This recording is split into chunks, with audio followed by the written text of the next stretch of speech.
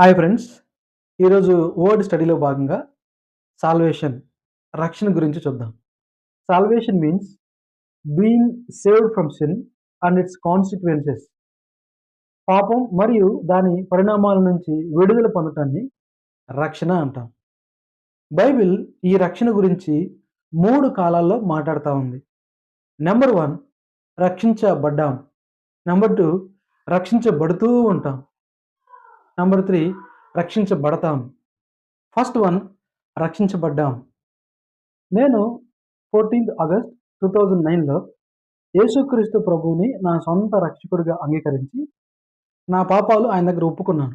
ఆ క్షణంలోనే దేవుడు నా పాపాలని క్షమించాడు. Past tense. ఆయన ఆ సమయంలో నా పాపాలు క్షమించి, పాపిగా ఉన్న నా మీద ఆయన నీతిని ఆపాదించి, నన్ను నీతిమంతుడిగా తీర్చాడు. దీనిని జస్టిఫికేషన్ అని అంటాం. రోమీయులకు రాసిన పత్రిక 3వ అధ్యాయం 24వ వచనం, 25వ వచనం. అదేవిధంగా రోమీయులకు రాసిన పత్రిక 5వ అధ్యాయం 1వ వచనం. నేను యేసుక్రీస్తు ప్రభువుని సొంత రక్షకుడిగా అంగీకరించినప్పుడు, నా పాపానికి ఏదైతే శిక్ష నరకం ఉందో దాని నుంచి ఆయన నన్ను రక్షించాడు. రోమీయులకు రాసిన పత్రిక 8వ అధ్యాయం 1వ వచనం.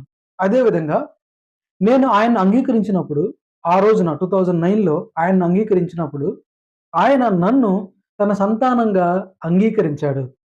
యోహాను సువార్త 1వ అధ్యాయం 12వ వచనం. ఈ విధంగా యేసు ప్రభుని ఎప్పుడైతే మనం అంగీకరిస్తామో, మన పాపాల విషయంలో ఆయన దగ్గర పశ్చాత్తాపడతామో, అప్పుడే ఆయన మనల్ని రక్షిస్తాడు. ఇది నెంబర్ 1. సెకండ్ వన్ రక్షించబడుతూ ఉంటాం. Present continuous tense. యేసుక్రీస్తు ప్రభువుని సొంత రక్షకుడిగా అంగీకరించినప్పుడు, ఆయన మనల్ని పాపానికి ప్రేరేపించి ఆ శక్తి నుంచి విడుదల చేస్తూ ఉంటాడు, రక్షిస్తూ ఉంటాడు. దీనిని శాంక్టిఫికేషన్ ప్రాసెస్ అంటాం. ఎంతగా మనం దేవుని మీద ఆధారపడుతూ ఉంటామో, అంతగా ఆయన శక్తిని మనం పొందుకొని, పాపం యొక్క శక్తి మీద అధికారాన్ని పొందుతూ ఉంటాం. పాపం నుంచి దూరంగా వెళ్తూ ఉంటాం. కొరింథీయులకు రాసిన 2వ పత్రిక 3వ అధ్యాయం 18వ వచనం. అదేవిధంగా ఫిలిప్పీలకు రాసిన పత్రిక 2వ అధ్యాయం 12, 13 వచనాలు. ఇలా మన జీవితంలో పాపపు యొక్క శక్తి నుంచి మనం రక్షించబడుతూ ఉంటాం. ఇది life time process. Every day పాపంతో పోరాడుతూ ఉంటాం. దేవుని మీద ఆధారపడుతూ ఆ పాపాన్ని జయిస్తూ ఉంటాం. దీనిని ప్రతి విధమైన బంధకం నుంచి మనం రక్షించబడుతూ ఉంటాం అని మనం అర్థం చేసుకోవచ్చు.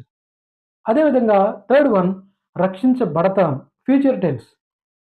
యేసుక్రీస్తు ప్రభు ఆయన 2వ రాకడలో ఈ భూమి మీదకి వచ్చినప్పుడు, లేదా మనం చనిపోయినప్పుడు, పాపాన్ని ప్రేరేపించే, మనల్ని పాపానికి ప్రేరేపించే ఆ పాప యొక్క శక్తి నుంచి, పాపపు ఉనికి నుంచి మనం కంప్లీట్‌గా రక్షించబడతాం. ఆయన వచ్చినప్పుడు, మనం చనిపోయినప్పుడు, మనలో పాపం అనేది ఉండదు.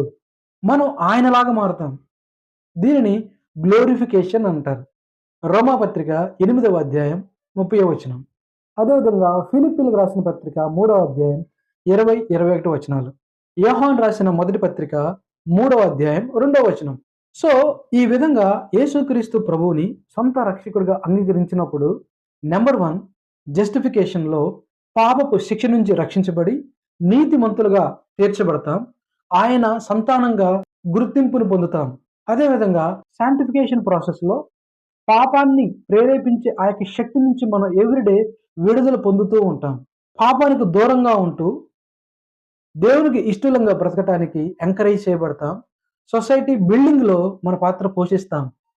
అదేవిధంగా గ్లోరిఫికేషన్, పాపపు ఉనికి లేనటువంటి ఆ యొక్క మహిమ దేహాలు ధరించి ఆయన్ని చేరుకుంటాం.